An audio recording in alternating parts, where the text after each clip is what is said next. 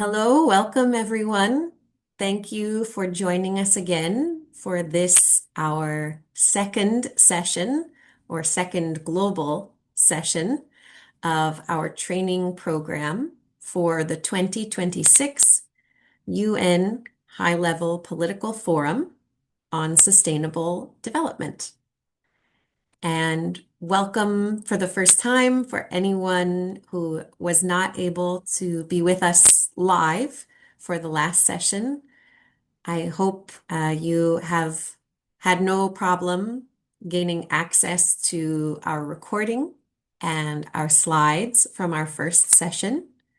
But if you have not gotten to them yet or have not been able to find them, I will be happy to help you with that after our session today or by communication in email or WhatsApp.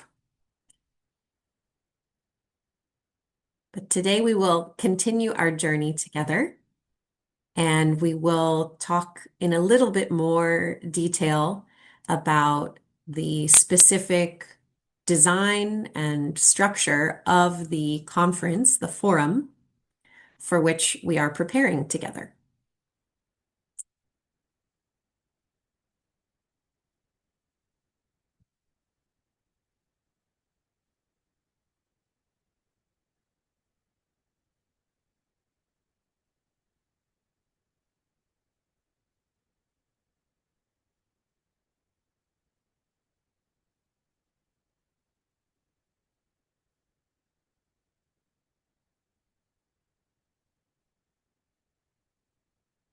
Okay, pardon.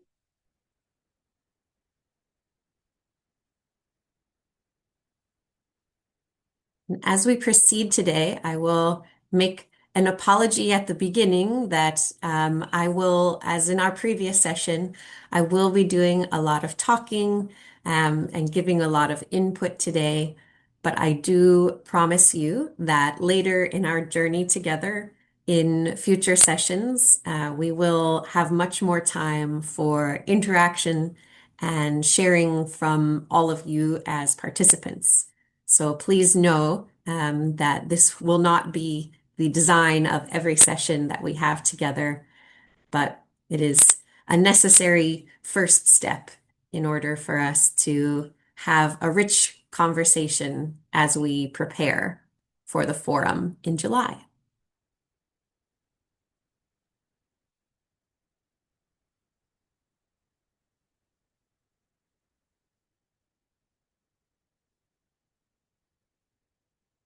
So once again, our focus for this session will be in the area of three questions.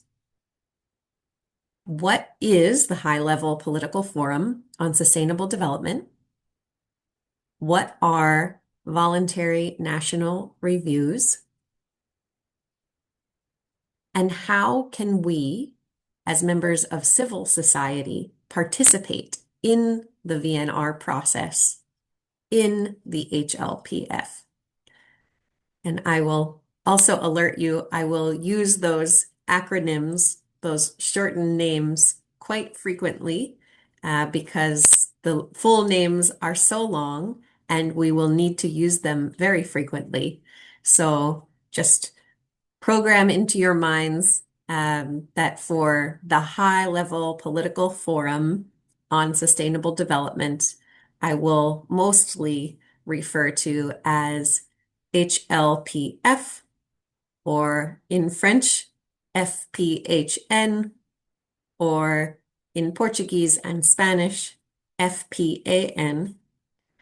And then with the concept of voluntary national reviews, they will be referred to as VNRs, or in French and Spanish, ENV, or in Portuguese, RNV.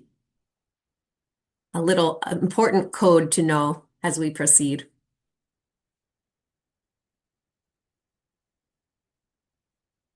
But first, let us come together in a word of prayer.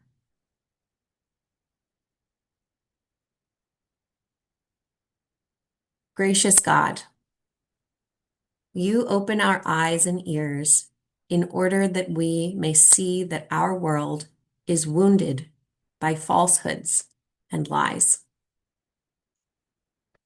You open our hearts in order that we may feel the ways in which these falsehoods hide and perpetuate the suffering of so many peoples, of other living creatures, and of Earth. When we witness the agony of creation, make us bold enough to speak the truth as you did for Moses when you spoke to him from the burning bush, saying, "Go, I will help you speak and will teach you what to say."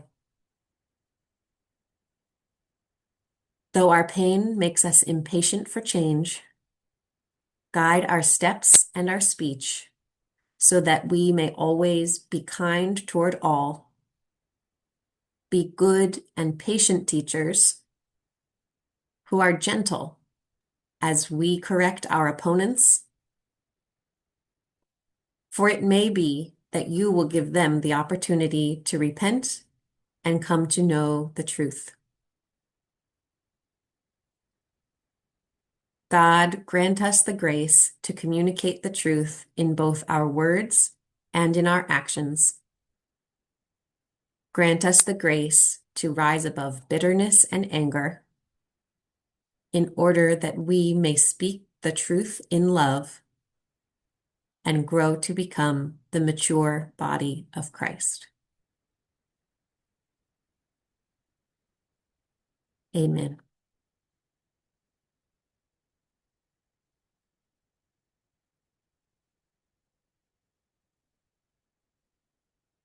And we will get to in just a moment the reason for the focus of that prayer on speaking truth. For now, let me begin at the beginning, which is to give the very initial introduction and explanation to the High-Level Political Forum on Sustainable Development, or HLPF, FPHN, FPAN. So the HLPF is the primary opportunity for a global level review of national progress toward the Sustainable Development Goals. And this is a forum that's held annually in New York in the month of July. And during this forum, one of the primary components of the proceedings is that governments are invited to present individual progress reports. And these are presented on a voluntary basis. They are not required to report. And so the name of these reports are Voluntary National Reviews, which you can see there in each of the languages of our group.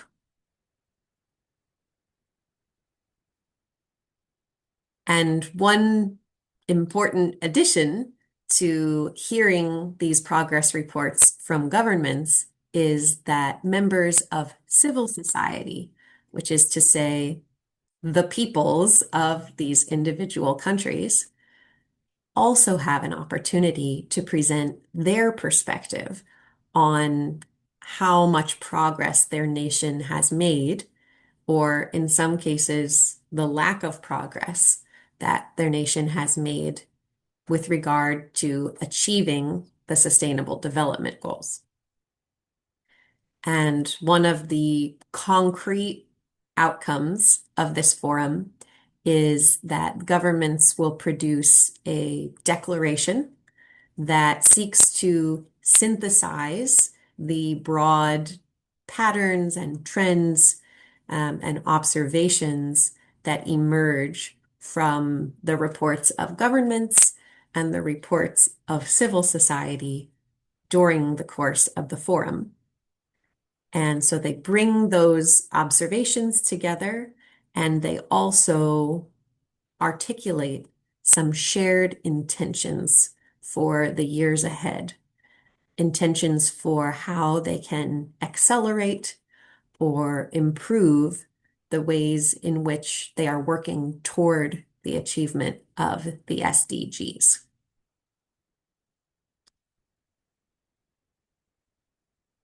Now, not every government makes a presentation at the forum every year.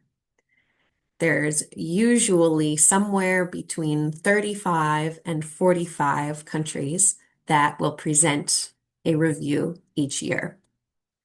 So this year, there will be 36 countries that are presenting, and you can see their names on your screen now.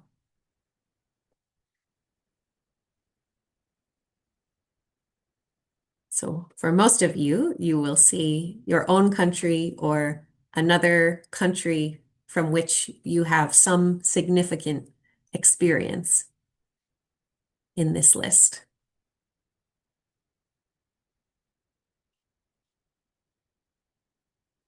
And many of those countries have made some presentation at a previous forum. Actually, all of them have. And some of them have even made 3 presentations during past years. So there are now only a few countries in the world that have not volunteered to make a presentation yet. But many of them have developed a good pattern of repeating every few years. And each year there is a particular theme to help to focus the overall forum. And so this year, the theme, which I have included here, translations into several languages for us. Our theme this year is transformative, equitable, innovative, and coordinated actions for the 2030 Agenda for Sustainable Development and its Sustainable Development Goals for a sustainable future for all. And we will unpack and explain that very dense phrase in just a moment. But first, I want to introduce the second way in which we focus during each year's theme, which is that each year there are just 5 of the 17 Sustainable Development Goals that are selected for a priority or a focus for the annual HLPF. And so this year, the 5 Sustainable Development Goals that will be the priority or the focus for the forum will be goal number 6, which relates to water and sanitation for all. Goal number 7, which relates to affordable, reliable, sustainable, and modern energy for all. Goal number 9, which is about resilient infrastructure, inclusive and sustainable industrialization, and innovation. Goal number 11, which relates to inclusive, safe, resilient, and sustainable cities and human settlements. And finally, goal number 17, which is actually a goal that is included as a focus every year, is partnerships to support the achievement of all the SDGs. So we will come back to those 5 goals again and again as we prepare, because they will serve as an important framework for the entire structure of the forum and the way that we can also present our input into the forum. So now to explain a little bit more about the meaning behind those very rich words that were selected for the theme for this year. Another way we can understand the phrase that was used to describe the theme is to say that this forum is calling for the proposal and the illumination of actions, first of all, which means basically policies, programs, practices, and different approaches to active achievement of the SDGs. And the forum is not interested in just any action that is attempting to achieve the SDGs, but it is looking for actions with particular helpful characteristics. And those characteristics are actions that are transformative, which means actions that have an enduring positive impact on many people.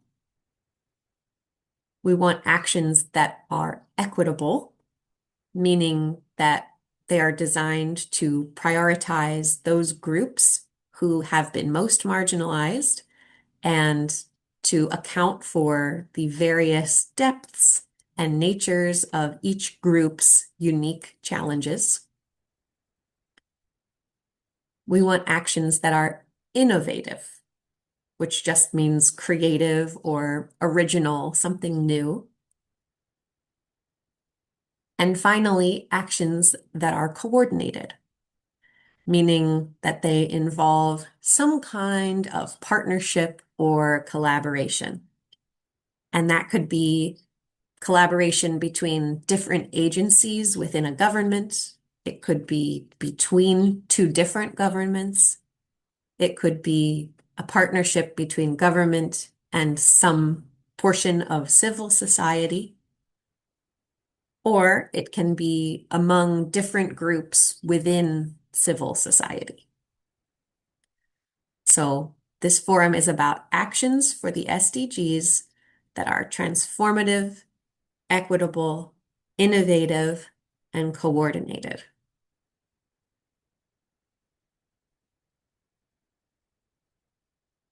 Now, I want to shift from the very specific and technical look at the structure of the HLPF and just kind of zoom out for a moment to a bigger picture of a phenomenon that we are all experiencing in our world today, because it is a phenomenon that is very relevant and very apparent to any person who is engaging in the HLPF. And so that phenomenon is a distinction between the concepts of truth and the concept of narrative. And so when I say truth, I mean the lived experience, the reality of people and ecosystems as they really are in our world today. And when I speak of narrative, what I mean is the story that is told or the image that is projected when people communicate about reality. And of course, as we've all seen in many settings, a narrative could be very accurate and complete or comprehensive. Sometimes, more often, the narrative might be accurate, but it may be missing certain important pieces, so it is conspicuously incomplete. Perhaps things were intentionally removed or ignored from the story. And then there are other times when the narrative we hear about reality is just completely false. And from a faith perspective, this gap that exists in many occasions between what is true and the story that we are hearing or the story we are telling has a very grave and serious impact on our ability as a human people to make progress toward some of these ideals and visions for development that we have. And to offer a bit of faith-based perspective on this distinction, I have a bit of quotation from Pope John Paul II in Veritatis Splendor, in which he says, supreme good and the moral good meet in truth. Only upon this truth is it possible to construct a renewed society and to solve the complex and weighty problems affecting it. Only upon this truth are we able to overcome various forms of totalitarianism and to make way for the authentic freedom of the person. If we don't recognize, or if there is no transcendent truth, then there is no sure principle for guaranteeing just relations between people. In this instance, the force of power takes over. The self-interest of one class or group or nation will inevitably set them in opposition to one another. If one does not acknowledge transcendent truth, the force of power takes over, and each person tends to make full use of the means at his disposal in order to impose his own interests and his own opinion with no regard for the rights of others. So we can see there in very broad perspective this notion of the importance of truth in, say, a diplomatic or a political forum in which we are intending to promote and advance and protect rights. And if we don't insist on truth in that forum, then we are working against ourselves. We have no way to move the conversation forward and to ensure just relations and to hold regard for one another's rights. And so where we see a gap between truth and narrative, we have a challenge. And this is true at the UN, just as it is true in the media, just as it is true in really any forum in which people are communicating with one another about our history or about our current reality. And that challenge is to ensure that the narrative that is being presented in that space is as close as possible to the truth. And so there are a few ways that the UN attempts to meet this challenge. And of course, in each of these fora, there are always shortcomings. There are always times when the truth is somehow distorted, or sometimes it's not present at all. But we do our best in each situation to meet the challenge.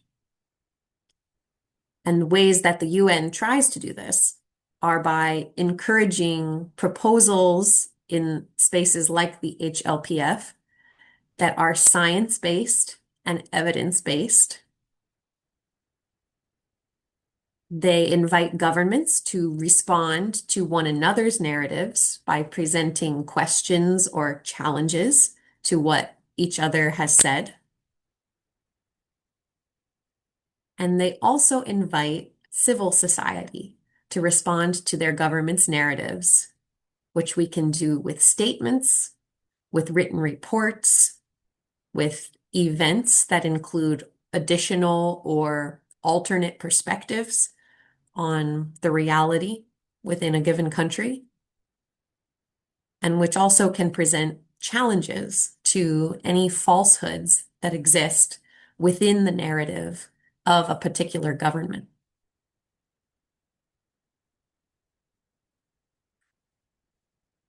And so bringing our focus back then to the HLPF itself and to the conversation that will happen there, this is a little graphic to help illustrate that in the course of the forum, what we are doing in a larger sense is creating a global narrative on progress toward achievement of the Sustainable Development Goals.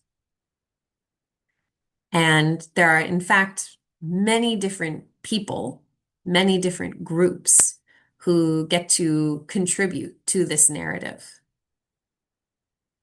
And so, of course, you can see the largest bubble there is representing national governments, which are typically represented by people from financial and planning offices, statistics offices, development ministries, or ministries related to women and children. But there are also very many smaller blue bubbles you can see on your screen, which represent other stakeholders who are operating outside of government and who also have an important perspective to share and an opportunity to infuse the conversation with that perspective. And this includes a wide variety of groups, including those from the scientific and technology community, from academia and higher learning, philanthropic institutions, businesses and industry, trade unions, persons with disabilities, older persons, indigenous peoples, faith and religious groups, farmers, migrants and their families, women, children and youth, and non-governmental organizations. There's also a space for local governments and other sub-national governments to have some input into the conversation as well. So there are a few different identities within this chart or graphic where you may see yourselves.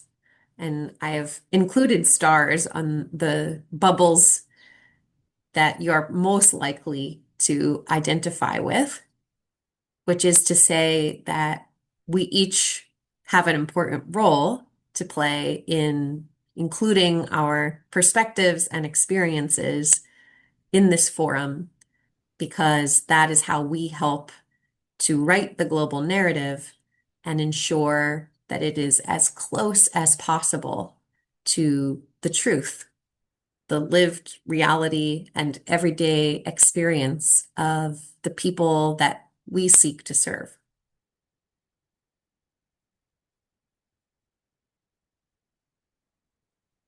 And so the question now is, and how is it that we are able to assert that perspective and bring it into the global narrative? And in the case of the HLPF, there are a variety of different possible pathways or channels for us to bring that perspective into the narrative.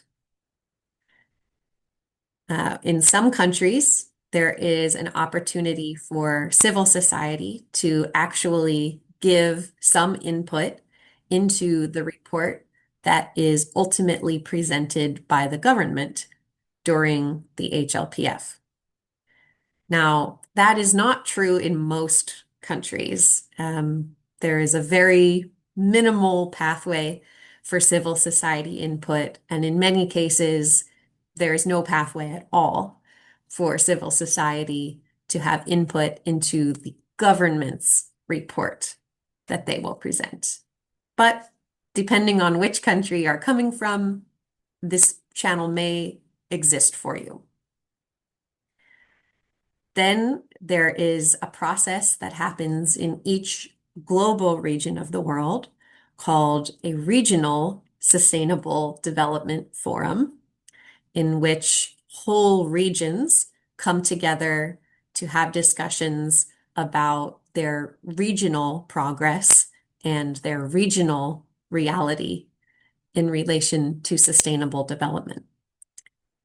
And there is some space for civil society voice in each of those regional fora. Then we come to a set of channels that are much more open and available to all of us in civil society.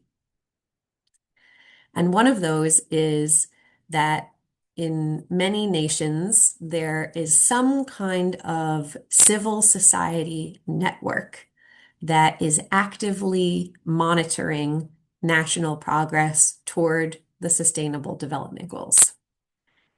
And so if you're able to make a connection, make a contact with the civil society network in your country, then you will have the opportunity to have some voice or input into the progress reports that they often produce and submit as an additional voice or an additional report for consideration at the HLPF.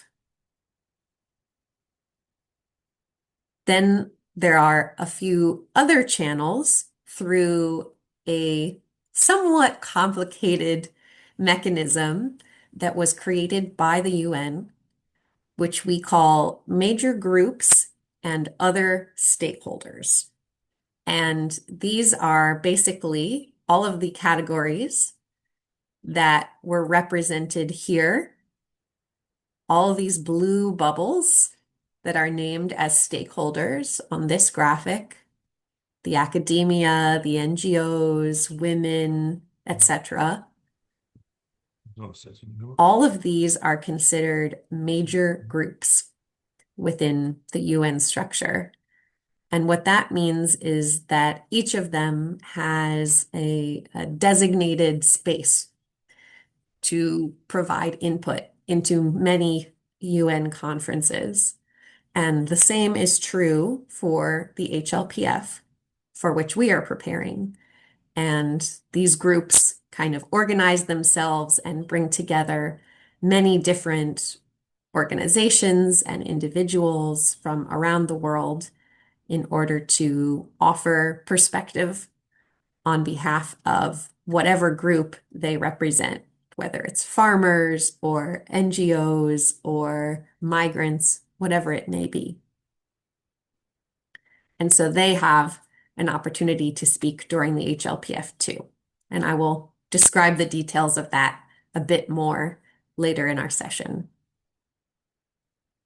In some years, the UN will also have kind of an open consultation process that is available to all individuals everywhere in the world to give their feedback on SDG progress. However, there has been no such consultation for the last few years, so that channel does not currently exist for us, but we hope that it may emerge again in a future year. And finally, there's also an opportunity for civil society to host our own events during the HLPF. And in those spaces, we can organize our own speakers and deliver our own insights and perspectives on how much progress each person's nation is really making toward achieving the SDGs. So essentially, in looking at this chart, you can see all of the channels that are marked with darker blue are the ones that are really very open to members of civil society, whereas those in lighter blue are quite a bit less accessible to us.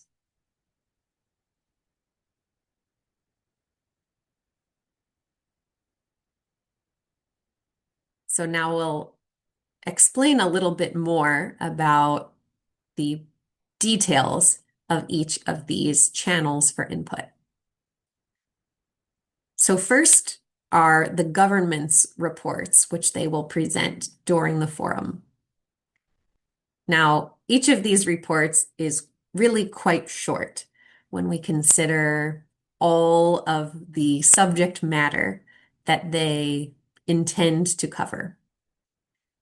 Each government is only given 10 to 15 minutes to present a comprehensive picture of the reality in their country, which is, of course, not enough time to present a truly comprehensive picture. And so the typical approach of each government is to focus almost exclusively on the positive news or the strengths in their work toward the SDGs, which means that they also leave some significant gaps in their story. Usually, their presentations and even their reports will include very little, if any, input from civil society. And we have seen more in recent years an interesting phenomenon in which a government may select certain representatives of civil society who will speak in support of the report of government because they have basically agreed to speak a positive voice of support for the government beforehand, and that is the reason that they were selected to make the presentation alongside the government. And presumably, they're also required in this invitation to kind of withhold any critiques that they may have for the governments. And so we kind of, as something of a joke, these representatives or organizations from civil society we refer to as gongos, which is just NGO, but with the GO on the front, meaning a government organized non-governmental organization. So it's a bit of a contradiction in terms, but meant to point out exactly that that the voice representing civil society is not an independent voice, that it really is kind of within the fist or under the thumb of the government itself, and it's not really free to represent the perspective of civil society. So we need to be attentive to that whenever we hear civil society speak alongside government. It may be, not always, but it may be the case that they are not really able to speak freely. And so, as we can see from that situation, there is an important role for truly independent members of civil society to also be attentive and engaged in this process. It becomes our role to observe and fill in the gaps that exist in the narrative of government in order to help the world hear and understand the whole story of reality in that country. And this is a way that we hold governments accountable for all of the Sustainable Development Goals. And it's also an opportunity for us to identify good policies and programs that we are a part of or that we are aware of that are actively promoting or accelerating progress toward the SDGs.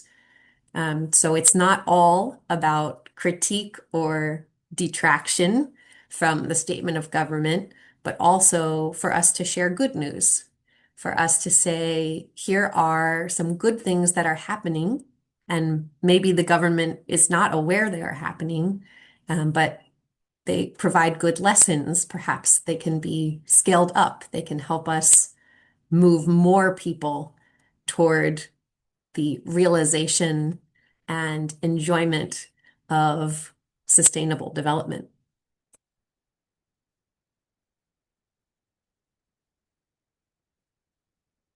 Now, I do have a detail to share about all of those other channels for input that I mentioned, but before I go on, I'm aware that I've already uh, provided a lot of information, and so I just want to pause and have the chance to look at all of you and to see if there are any questions that anyone would like to ask about the material that I've shared thus far.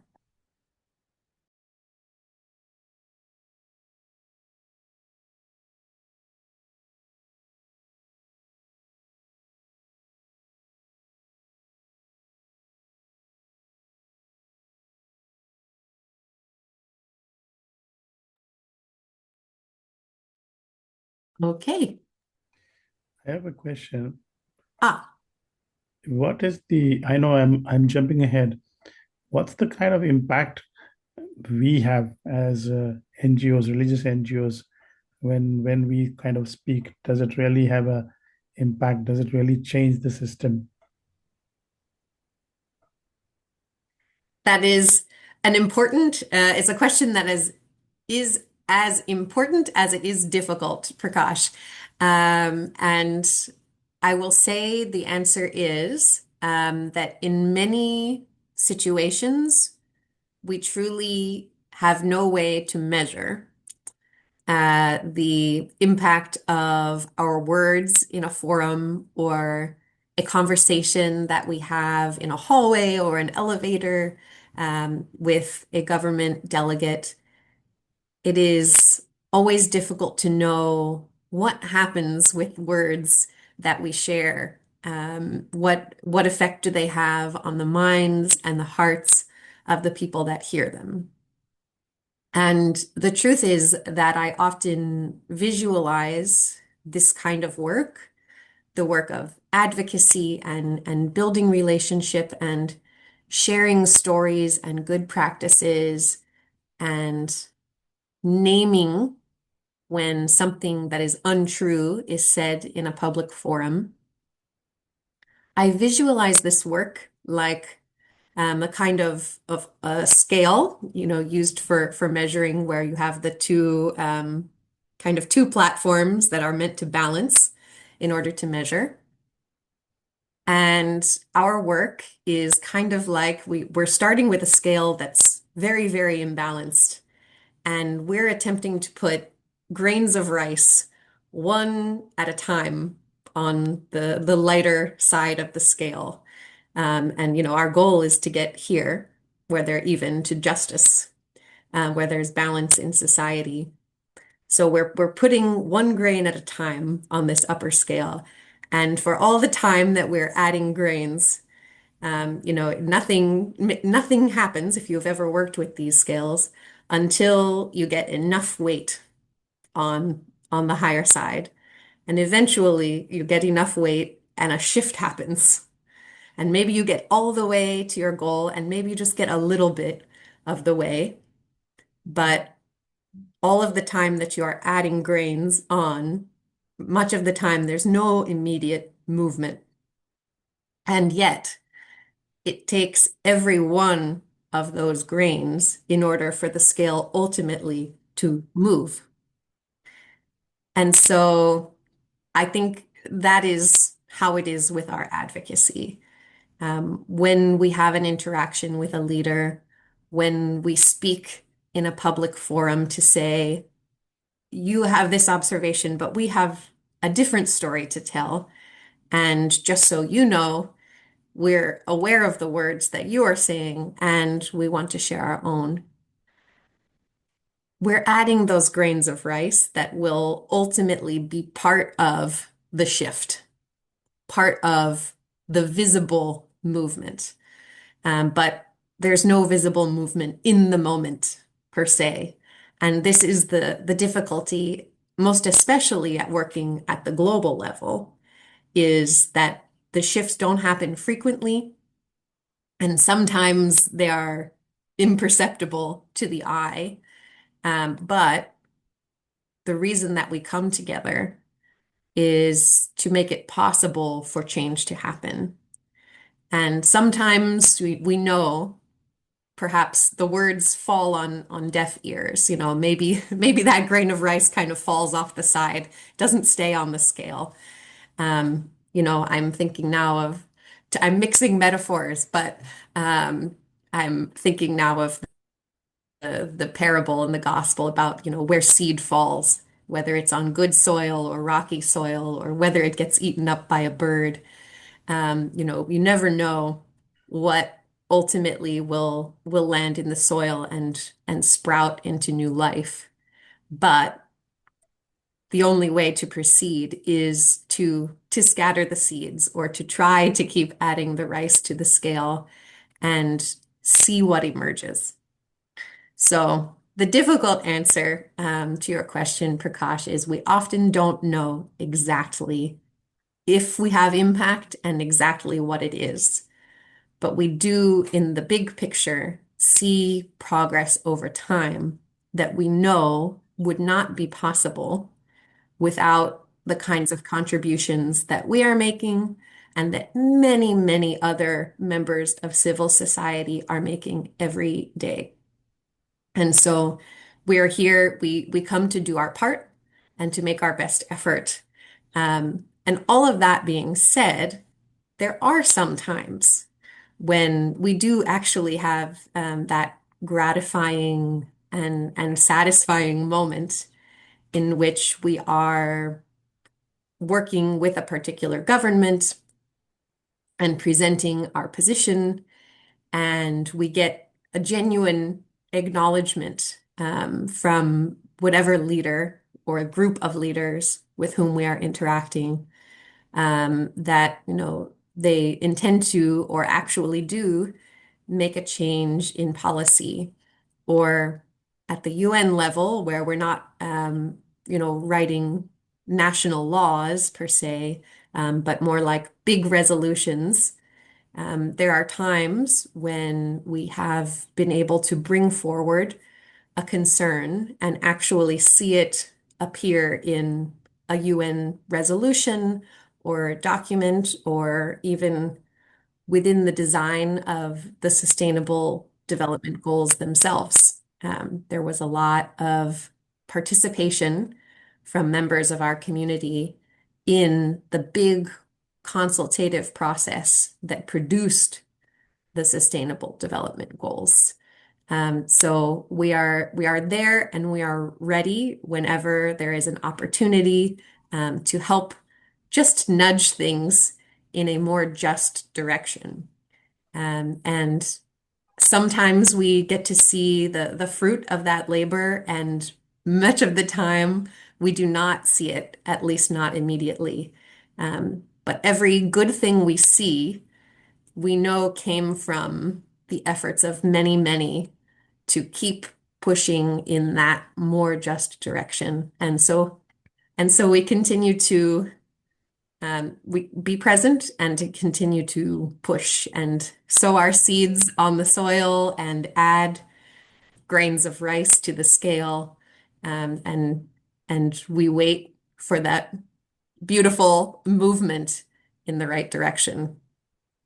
So a long answer, but it's something that we, as you can imagine, those who are working in advocacy kind of full time, we think about those questions a lot, and we are always trying to adjust our strategies for exactly the purpose behind your question, which is how can we add more? How can we nudge a little bit more firmly so that we can see the world we want more quickly? So Thank you it's so much. imperfect, but we continue the work. Thank you.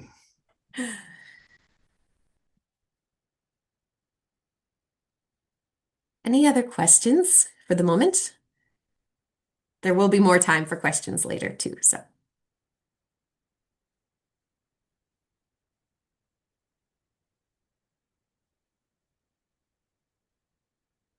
actually, knowing there are quite a few other colleagues who are also working full-time in UN level advocacy, or maybe not full-time, and maybe that's unfair to say, but who work a lot in UN advocacy. And so I wonder if anyone else from our UN community, anyone else on the call would like to add a thought with regard to the question of does any of this really have an impact? Did anyone want to add anything?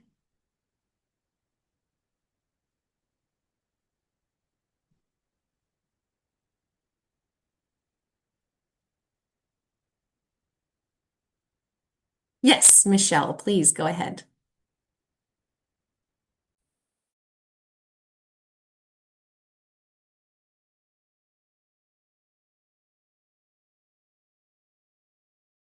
Michelle, if you are speaking, you are muted. We cannot hear you.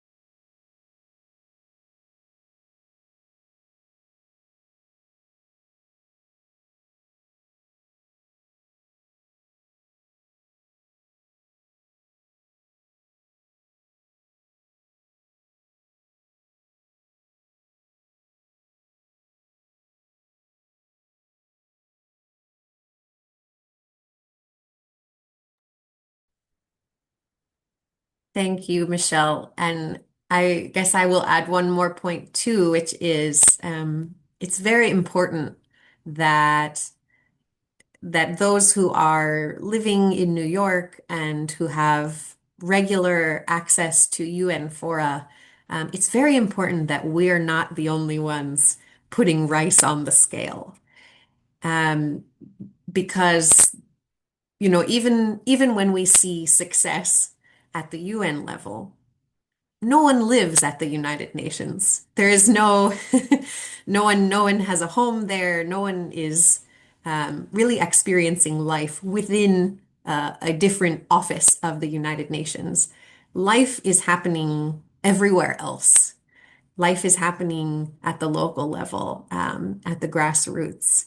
And so it's very important that everyone who is engaged in ministry at the community level is also aware of the good promises that are made at the UN level. Because if no one at the community level is aware of say the rights and the commitments that their government has made in some closed UN office on the other side of the world, then those beautiful words, those beautiful resolutions, they will never be real for the people. And so it's so important that we are connected, those of us who are in New York or Geneva, and those who are everywhere else. It's so important that we work together to help make the beautiful words become a reality for the people we serve. That is such an important connection. So it's one thing to have success at the UN level, but that's not really our goal. Our goal is always to transform reality at the community level. And that's why this is so important for so many people to come together, as we are in this program, to help push the goals and the agenda at the global level, but then to bring the work into the communities and to hold governments accountable where people really live. I see Paul's hand. Please go ahead, Paul.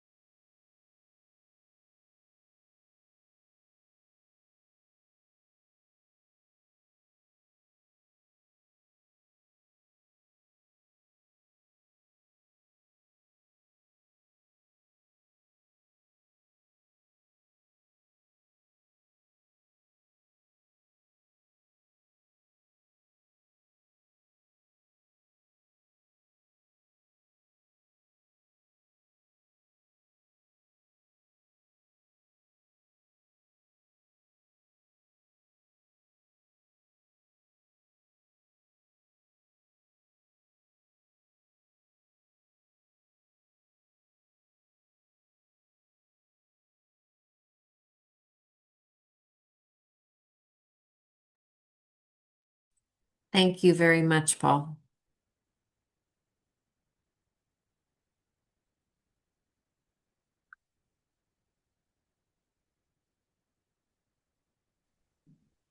Sister Paulina, please go ahead. Yes. Thank you very much, Teresa, for the well-explained items you gave to us. Really an enriching lecture, I will say. Thank you so much.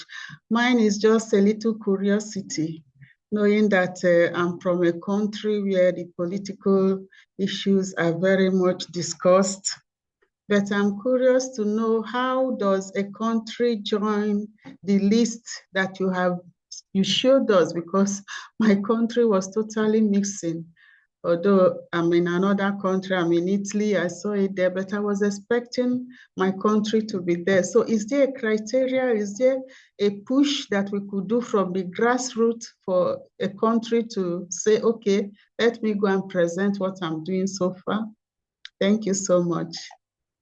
Anyway, my country is Nigeria, just to say. Yes, yes, I remember. So the answer is that each country, it's a fully voluntary process. And the reason for that, we in civil society would, if we could, we would not have it as a voluntary process. We would love for every government to be required to make these reports at least every, say, 3 years. However, sometimes in order to adopt a plan or an agenda within a big organization like the UN, you need to go for the strategy that everyone will accept in order to achieve any progress at all. And in the case of setting up or designing this process, it was a problem for some governments. They did not want to be required to report. And so, in order to adopt the SDGs at all, it was necessary that we say, okay, it will be a voluntary reporting process. Um, so, it could have been stronger, but in this situation, the options were a voluntary process, but we get the SDGs, or the whole thing falls apart. So we proceed with a voluntary reporting process. Um, Now, that being said, they do limit each year. There has never been more than 45 governments that report in any given year. And that is really just for logistics. It is a matter of how much time, how many reports can fit within the span of about 10 days. And so they've limited it to 45. But I don't know that many governments have sought to be included in a year and they are turned away. I think for the most part, those who express interest do have the opportunity to report. And at this point, I think only 3 countries have not reported at all, which is since 2016 so in the last 10 years. There's only about 3 countries that have not volunteered to report at all. I think the vast majority have already reported once and maybe twice. And some now have already reported 3 times and are coming back for a fourth. So it's purely the internal motivation of each government. Um, in terms of what you can do, I suppose it would not hurt if you had any contact with someone in your national government, especially a development office or a Ministry of Women and Children. It would never hurt to encourage them to report as often as possible. However, I will say, I know Nigeria just reported last year, and I think they may have also 1 year prior to that. And it's pretty common that a government would not report, say, more than once every 3 years.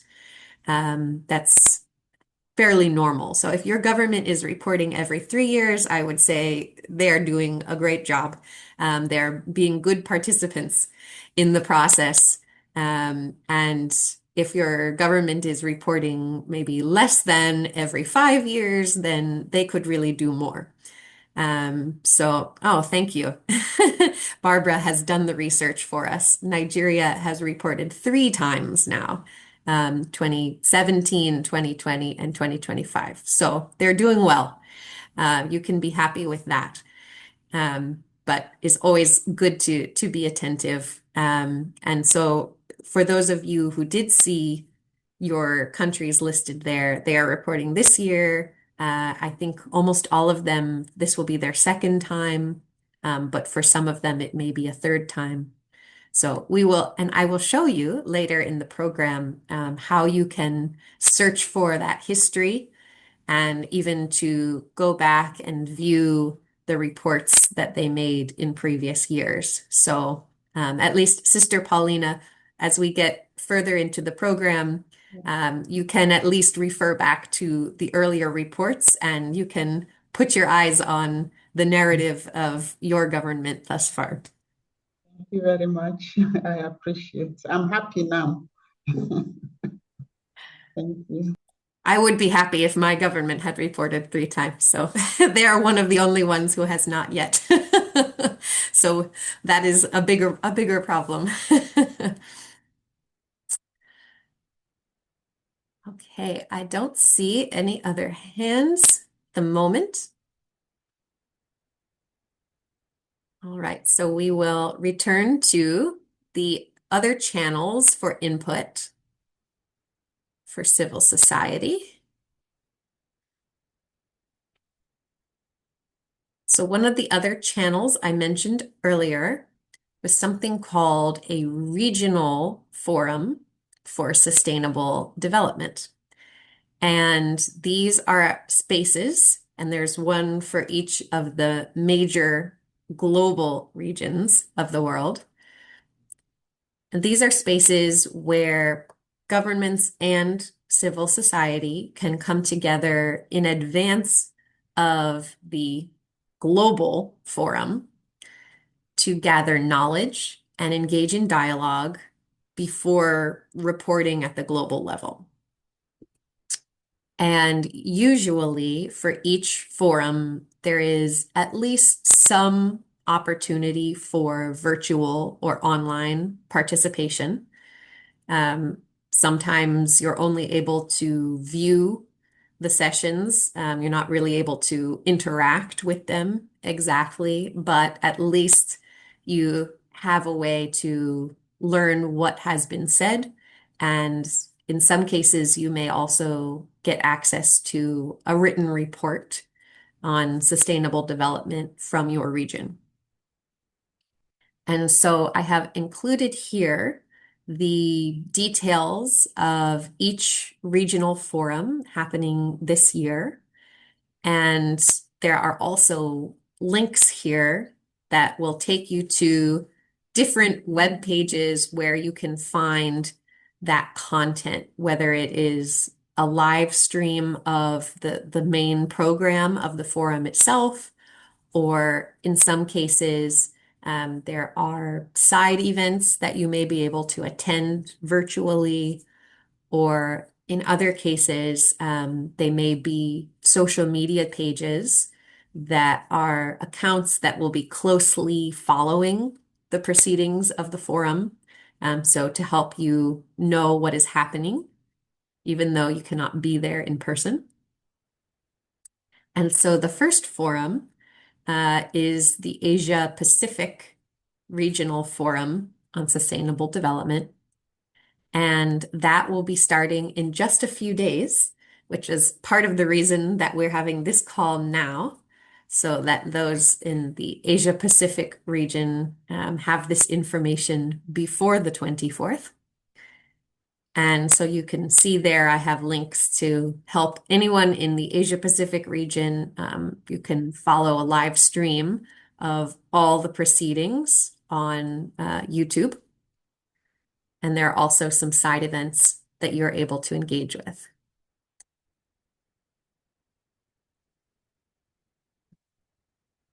And then the next, there will be kind of a big gap. There will be nothing in the month of March. And then the next regional forum will be the Forum for Latin America and the Caribbean, which will be the 13th to the 16th, I'm sorry, the 14th to the 16th of April. And you can see there are also a couple other events connected to the forum itself. So I've shared the details of those events as well. There are links to help you follow the forum. And then the Forum for Europe and North America will be the 21st and 22nd of April. You can also follow that online. The Forum for the Arab region or Western Asia will be overlapping with the European Forum, which will be the 21st to the 23rd of April. And then finally, the Forum for Africa will be at the very end of April, the 28th to the 30th. And you'll also be able to follow some of those proceedings online as well, especially the side events. And there's also a workshop for civil society that will be happening the day before on the 27th of April. So I've included a link for that as well.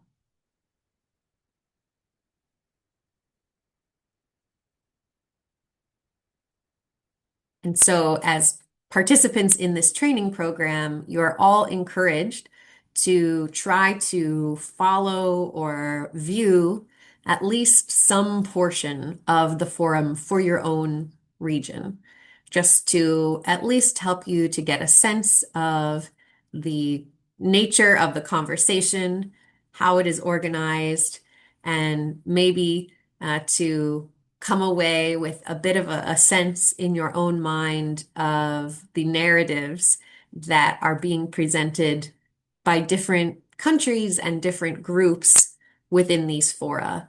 It will give you a good foretaste of the type of conversation and the type of language that will be used in the global forum, the HLPF. Then the next channel for civil society's input that we will discuss is participation in national civil society networks that are monitoring progress toward the SDGs. And by this time, at least one of these civil society networks has assembled or come together in nearly every nation on Earth to do at least some monitoring of the implementation of SDGs in their country. And each network, is self-organized, so each one will operate a little differently. They will use different methods to collect input, to create their reports. They will gather input from development organizations and community leaders, and some cases, just individuals in their countries. And some of them are very active and they generate very sophisticated, robust, independent reports that they will present as a supplement to the report of government at the HLPF.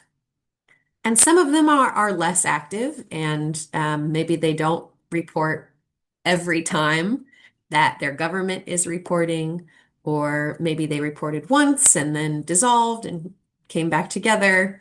They are each unique and always evolving. But at least one network has existed in every nation. And I have done some research to help find and identify those networks that either currently exist or have existed in order to do this work of monitoring SDG progress from the perspective of civil society. And these networks, though some of them are specific to a certain kind of institutions, like some of them are all networks of academic institutions, for example. But typically, these networks are open to the participation of individuals like yourselves who are representing NGOs or faith institutions. And so in most situations, these are networks in which you are able to engage and participate. And so here is just a quick scan. I will, of course, share all of these slides with you after our session. So you will have access to all of these hyperlinks to help you visit the website and find the contact information for the organizers of these networks.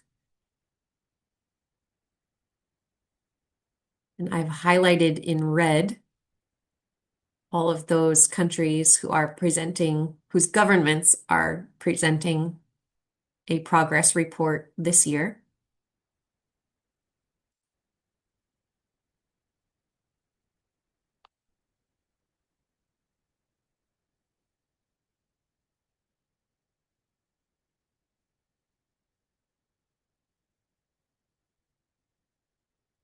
So you have access to these slides, then you will be invited to attempt to make contact with the civil society network in your country.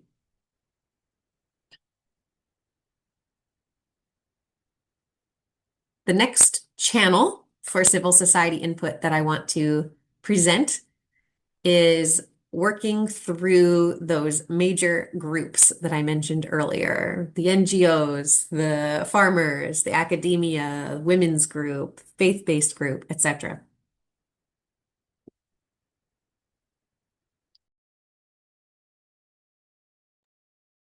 Pardon me. So through major groups and other stakeholders, we are able to be part of something called the VNR teams. And each year, the major groups create one VNR team for each country whose government will be reporting that year. So there will be one VNR team for each of those 36 countries that were listed in that earlier slide from today's session. And you all have an opportunity to be part of those teams. And the beauty of them is that you are not required to be able to come to New York. You're not required to really travel anywhere, but you're able to add your perspective and your voice to a team that will be crafting a written response that will be shared in the room at the forum following each government's presentation. So each government presents, and immediately after that government presentation, there's an opportunity for someone from civil society to ask a question or offer a comment that responds to the government presentation. And so these VNR teams are the ones who prepare that question and that response. And it will be one member of that team who is in New York will be the one to actually deliver that statement in the room immediately after the presentation of government. And in addition to reading the statement in the room, those statements, those comments are also published to a database that is available forever for anyone to see. So it's kind of a way of preserving the perspective and insight of civil society as well as that of the government. And this is probably one of the most powerful ways that you can really bring your own personal voice directly into this HLPF process. So if you are from one of those 36 countries who is reporting this year, we highly, highly, highly encourage you to join the VNR team for your country and to engage and add your thoughts, your insights to the process that will ultimately craft that statement that is presented in the room. And it's always a big surprise to me. You would think that there would be hundreds or thousands of people from each reporting country who are clamoring to be part of these teams and who are each trying so hard to just get one idea into the statement. And it's a surprise that in many cases, there are actually a very small group of people who actually join these teams, which means that those who do actually have a significant say in what is included in the final statement that is presented in the UN during the forum. And part of that has to do with the fact that the UN has not done a wonderful job of presenting this invitation to the whole world. So that's kind of a unique opportunity that we have, all of you who are here, who now have this information. You know something that most people do not. which means that you have a unique opportunity to really bring voice and perspective from your community into this process. So as you can see, I have highlighted that call to join the team at the bottom of this slide, because all you need to do to join the team is submit a form online, but the deadline to submit it is coming up fast. It's the 1st of March. So you just have about 1 week to complete and submit this form to get onto that team. And then the work will follow over the next couple of months, but it's important to join the team now. So I have the link there to the form. And if we have time later, I will come back and kind of walk through the form with you, just to be sure that everyone feels they know how to answer all of the questions there. But there is one particular question that is new this year that I want to highlight for all of you. And that is a question that is meant to address the problem I described earlier of gongos, or NGOs that are truthfully being organized by the government, so not very independent. And so this is a question about independence. And it says, does your organization operate independently from government bodies and from corporate interests? And can you briefly indicate how this independence is ensured? And so I have included for you on this slide just a brief kind of paragraph that you can copy and paste and include as your response to that question. And if you have a different response that you would like to craft, that is okay too. But I thought this question in particular might be confusing or unclear. And so I wanted to offer you a response that you could use. And so that will be shared with you after this call.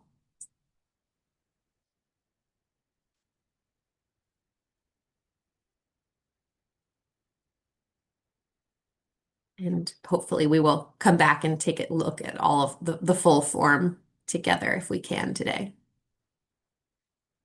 But just to be sure that we cover everything, I'm going to proceed to our next channel for input, which is participation in writing a position paper that is put together each year by the major group representing NGOs. And this is a more detailed written statement that is submitted to the HLPF each year. And it always focuses on the priority SDGs for that year. And it also highlights some of the interconnections among the different SDGs. And it's always drafted between the months of March and June. And it has a global level focus. So this one is less specific in terms of wanting to share detailed comments and perspectives that are specific to your country. Those won't really appear in this paper. This takes a very broad perspective and speaks about global level trends. So if you're interested in being able to share kind of detailed, specific comments about your country, then you'll definitely want to join the VNR team, which I mentioned in the previous slides. But if you'd like to contribute to a broader statement with global perspective, then being part of the team that creates this position paper may be of interest to you. And I put a link there to papers that were written in past years in case you would like to get a sense of what the outcome of this process would be before you decide if you want to be part of creating the paper for this year. And we do not yet have the link to join the team that drafts the paper. So I will share that with you as soon as it becomes available.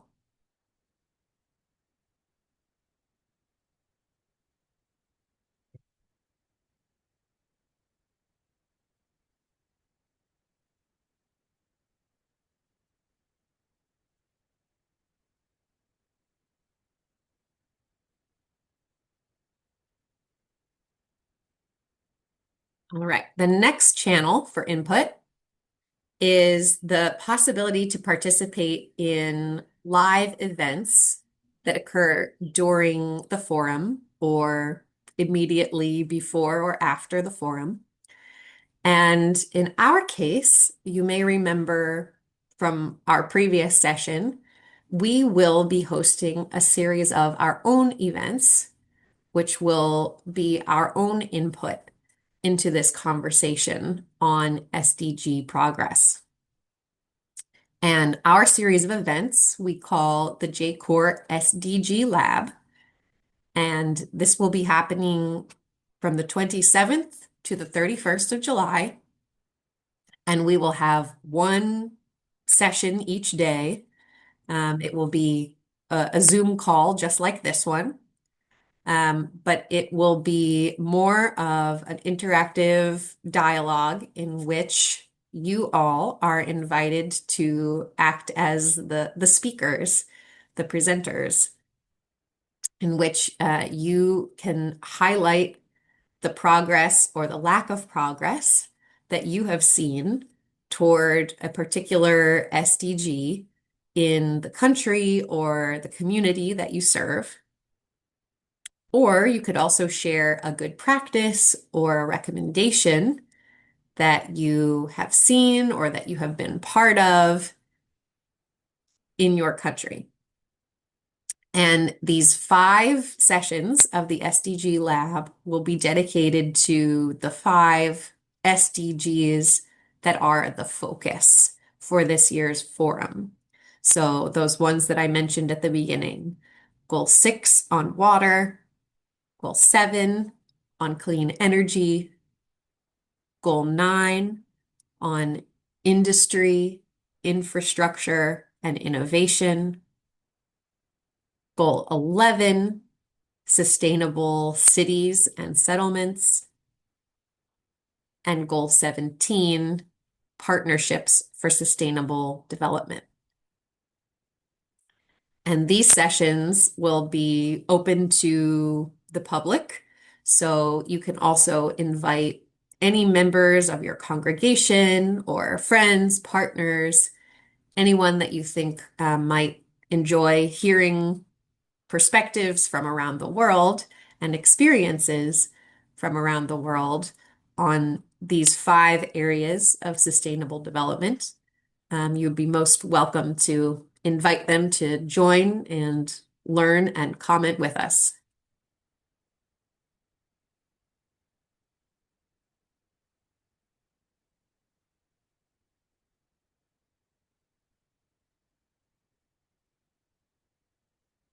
All right.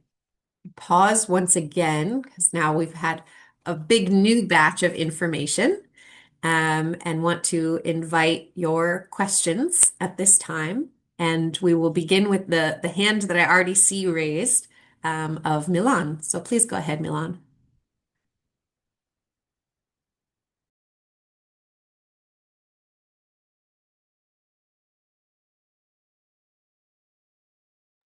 You are on mute, Milan.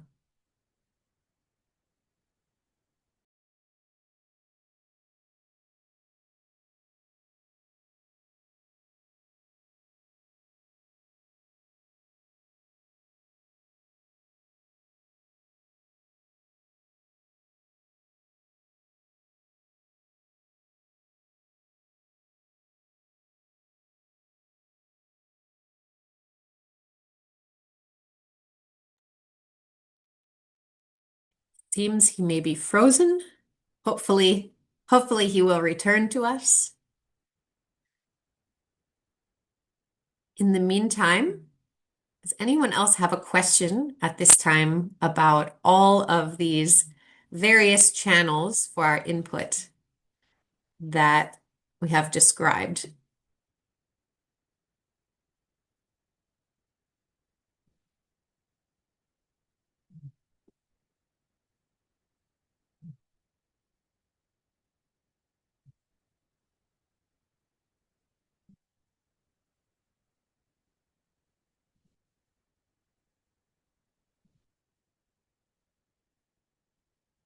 Okay.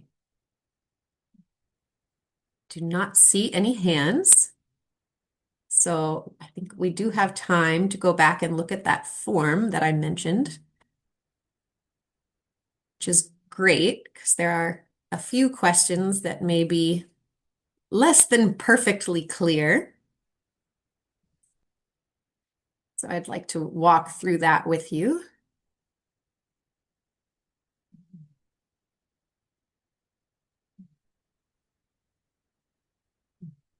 Okay. So this is the form. And actually, I will also put it into the chat box in case anyone would like to open it on your own device right now.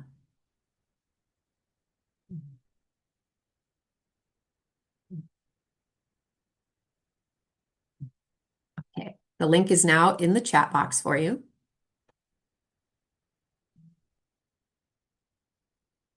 And so this is the form that you will need to complete by March 1st in order to join the VNR team for your country. And so the first several questions are fairly straightforward. You will need to share your name, an email address, your organization. Now for this, remember, you may not think of your congregation as an organization, but for the purpose of this process, you can name your congregation as your organization. Your job title, you can present however you like. The website for your organization or congregation. So just put the web address there. And then there's a question about scope of work. This one is really a matter of whether you are a congregation that is local, is only within one country, or is in many countries. But whatever you feel is appropriate to describe the way that you are organized, whether you are local, whether you are national in scope, whether you exist in many parts of the world, you can put global. That is your call. I want to pause, but I see Gabriella's hand. So please go ahead, Gabriella.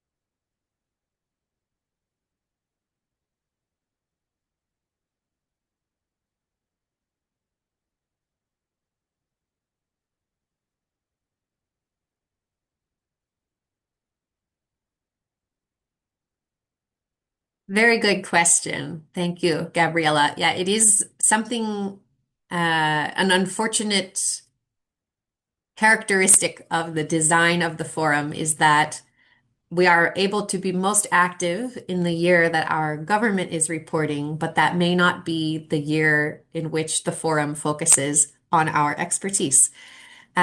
So I will say that it is always appropriate to participate in the year that your government is reporting, regardless of whether your area of expertise is perfectly aligned with one of the SDGs that is selected as a focus for that year. And in many conversations, you may sort of need to be clever or creative in order to highlight connections between your area of expertise and one of these five SDGs in order to find the entry point, the pathway into the conversation. But um, there is always space for highlighting connections between one issue and another. And so even if there is a small connection between your area of expertise and one of the five SDGs, you can start by naming the connection and then expand on your own area of expertise. So it just might require a little bit more creativity, but there is always space for any contribution related to any of the goals, and it's just a matter of kind of finding the right way to start your input or begin the conversation. And in your case, related to migration, it might be commenting on, for example, the phenomenon that is a challenge for goal number 11. Um, which is that we see a lot of migration happens internally within countries before it happens internationally. And usually it's from rural areas to urban areas. And we see challenges in cities as a result of massive migration from rural areas. We see lacking livelihoods in cities. We see informal housing and settlements in cities, etc., that are all very connected to the phenomenon of migration. And so, just simply stating a connection like that, you could then, move your focus of your input entirely to migration. But just having that first little link established can make it work. And this is true across really any area of focus. And I'm happy to help anyone think one-on-one about where best your contribution may fit within this framework of these five goals.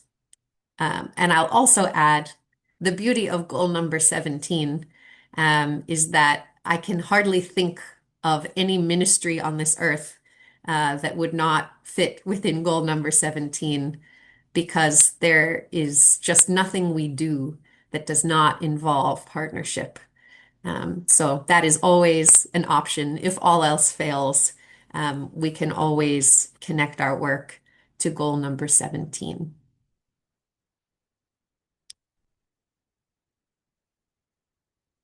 So coming back to our form, I just mentioned the scope of work question.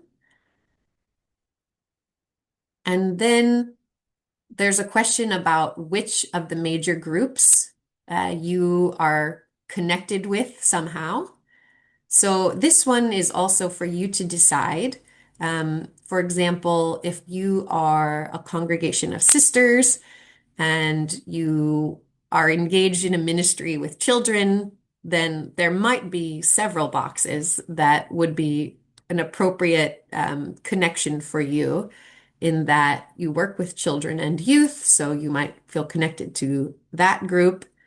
You are officially an NGO because you are not a government agency, but you are an institution. You are a community of women, or perhaps you work with women. So there are several different boxes that you can check, and you are able to select as many as you want. But the most important thing is, if you check only one box, it would be good to check the box for NGOs, because that is true for all of us here, regardless of what congregation you are connected with or part of, or what kind of ministry your congregation is engaged in. It's appropriate for all of us to select the box for NGOs. So if nothing else, you can select the box for NGOs. And then the next question is simply to say which country you are representing. So you can select which team you want to join.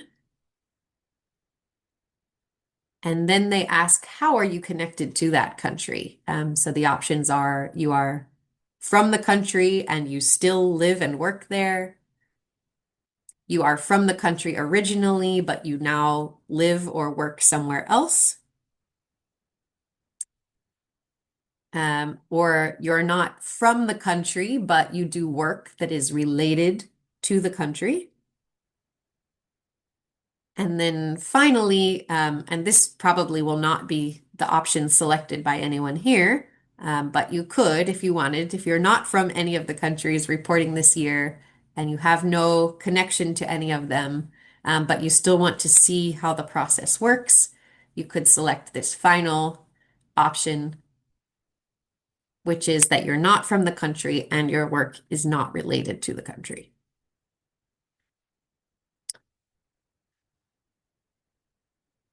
And then the question of, are you interested in joining the team that will prepare the statement?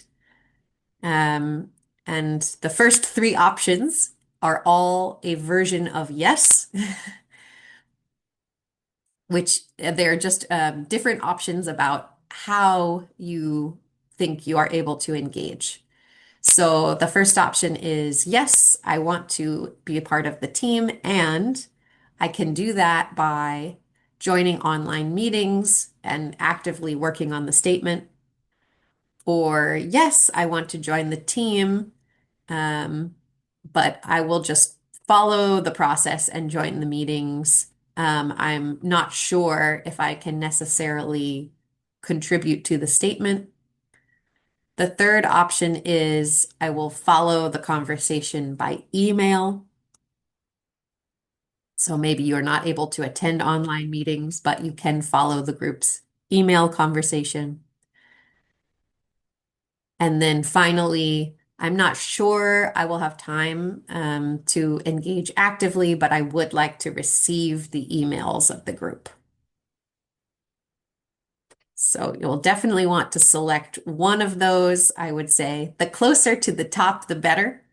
As active as you can be, the better, because that will mean you will have more voice, a more powerful voice in the final statement. And then this is the question I described on the slide about independence from government and corporate interests. So you can copy and paste the response I provided there, or you can write your own if you prefer. And then there is a question about security. So if you have any concerns about, say, negative repercussions, if it is known by your government that you are participating in this process, do you have any concerns for your safety and security? So you can answer yes or no. And if you do answer yes, then they will ask you to just describe briefly what those concerns are, what you think may happen.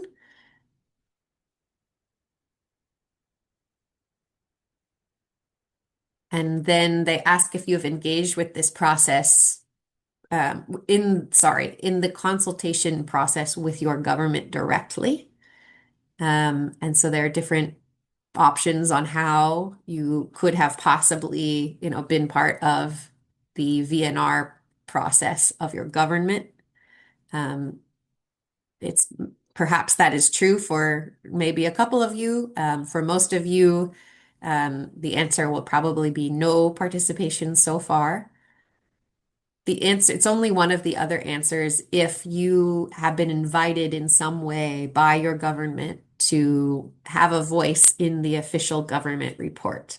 So if you have not been in contact with your government about that, then your answer will be no participation so far.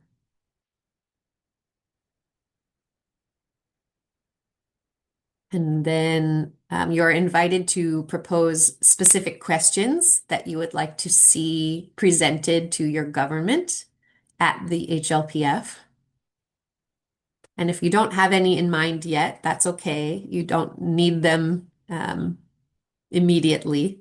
If you're joining the team, you will have opportunities to discuss and generate those ideas later.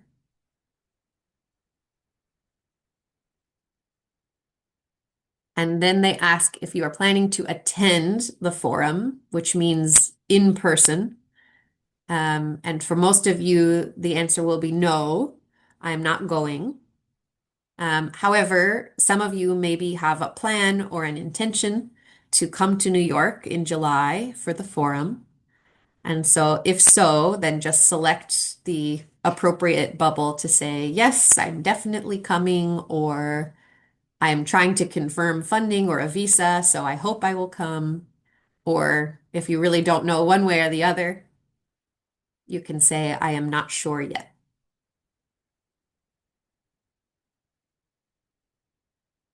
And then finally, it's just a question of agreeing to adhere to the core principles of the major groups, which are inclusivity, transparency, independence from government and corporations, respect for human rights, and non-discrimination. So it's kind of an ethical commitment that they ask you to make there. So of course, we can select yes for that one.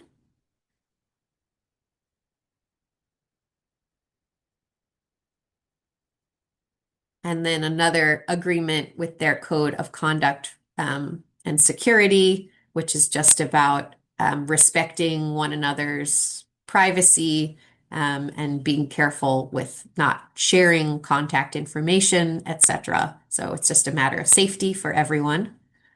So we can also select yes for that. And then at the end, they say that the responses submitted will be stored for in the cloud drive of the major groups, but that will not be shared with anyone except the organizers. So they just want you to agree that you're okay with your data being stored and used in that way. So that you just check that box at the end and submit. Are there any questions about this form?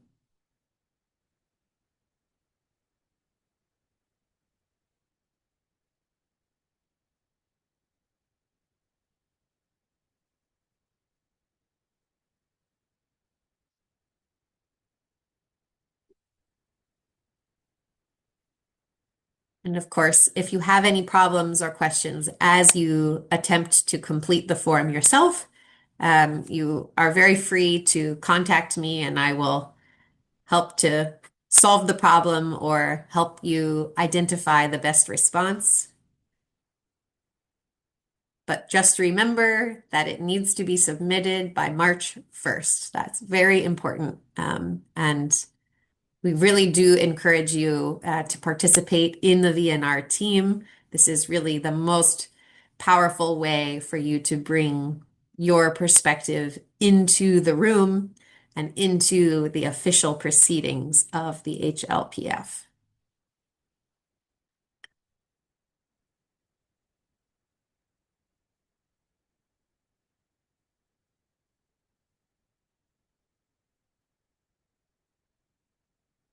Okay.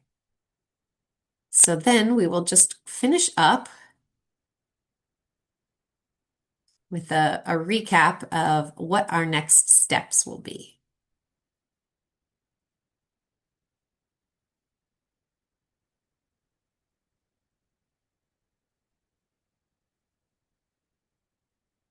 So as a reminder, you are each encouraged to try to follow some portion of the regional forum for sustainable development for your particular region. And so again, all of the dates for those fora are here, along with the links that you will need to find the live stream or the side events, etc.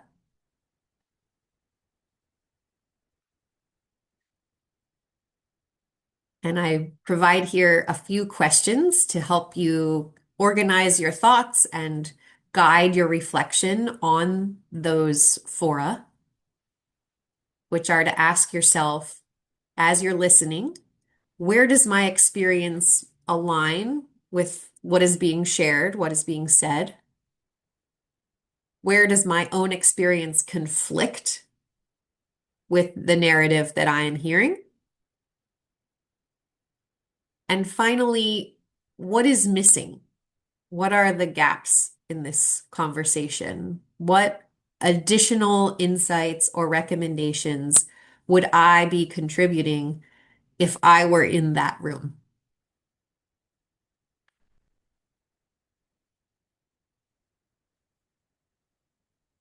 And of course, I highlight once again, please complete the form to join the VNR team for your country by March 1st.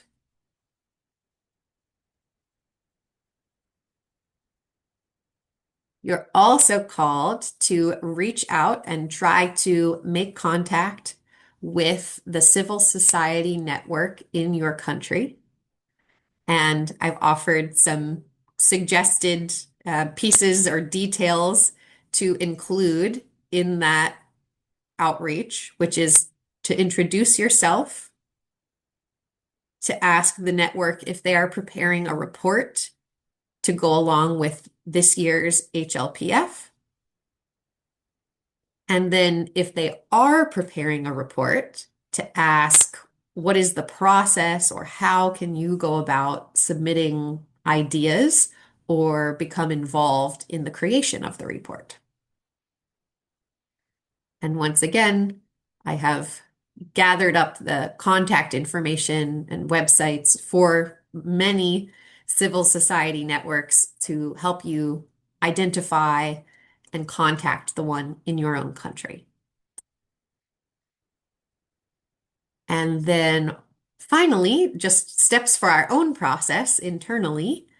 Our next call will be on the 27th of March. So we've got almost more than a whole month before we will all gather again as a global group.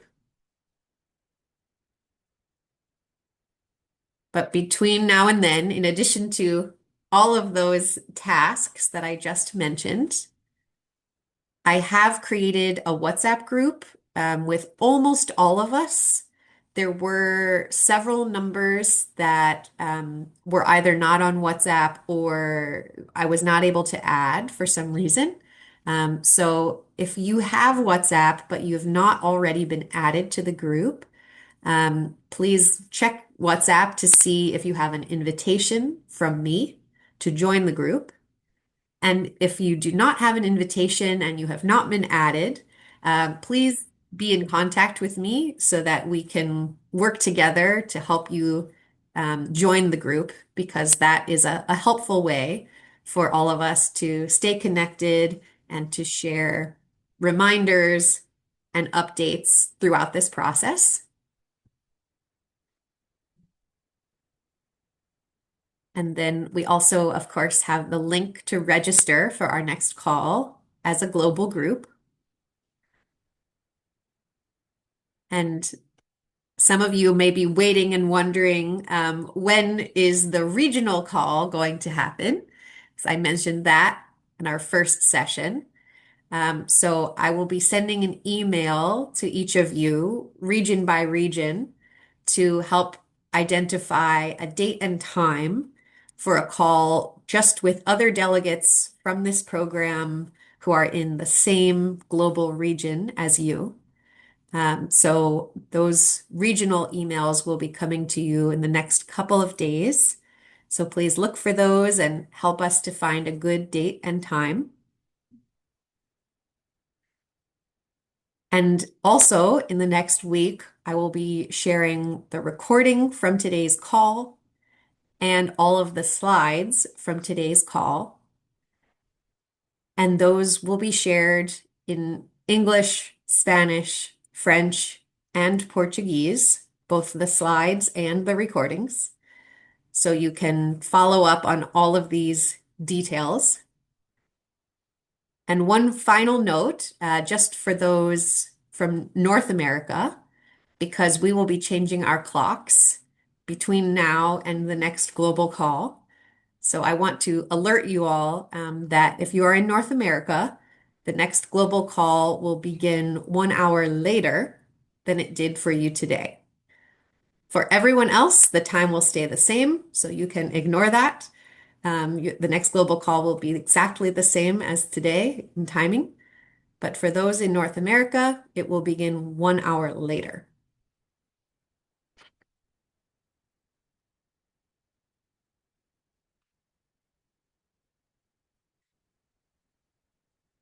And there we have it. That is all of the deluge of content that I had to share with you today. Is there any final doubt or question that anyone would like to raise?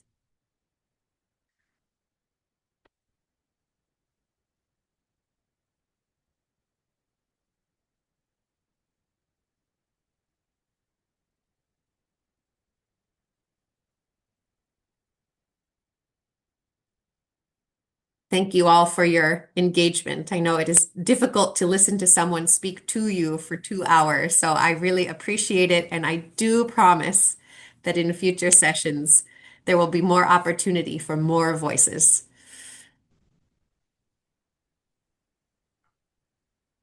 Thank you all very much. Then we will conclude our call for today.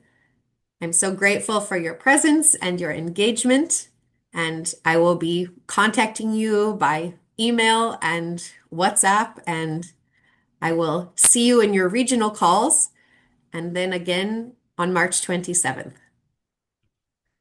Thank you, Teresa, for that. Thanks, Good everyone, night. and thank you to our interpreters as well. Merci. Vivian, Anna, Jessica, thank you. Merci. Au revoir.